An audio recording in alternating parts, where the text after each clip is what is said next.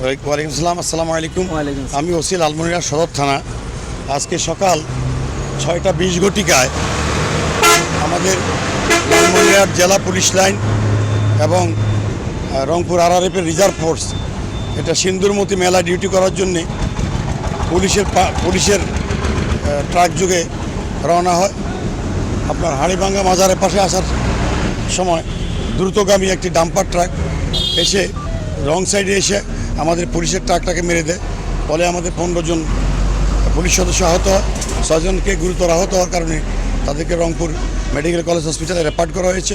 6 জনকে ভর্তি করা হয়েছে লালমনিরহাট সদর হসপিটালে, বাকি 3 জনকে প্রাথমিক চিকিৎসা দেওয়া হয়েছে। গাড়ির আমরা ড্রাইভারকে আটক করতে সক্ষম হয়েছি, আর ডাম্পারটা আমরা জব্দ করেছি। আমাদের হচ্ছে আইনানুগ প্রক্রিয়া গ্রহণ করা হবে।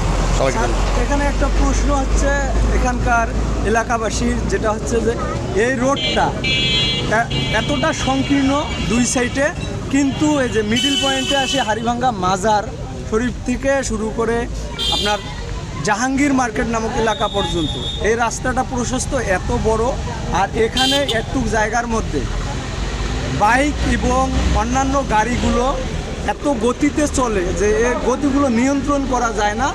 এই নিয়ন্ত্রণ করা না যাওয়ার কারণে প্রায় দুর্ঘটনা ঘটে থাকে। কিন্তু সড়ক ভবন এবং মানে প্রশাসনিকভাবে এখানে কোনো সতর্কতা সাইনবোর্ড বা স্পিড ব্রেকার এই ধরনের কোনো কিছু নাই।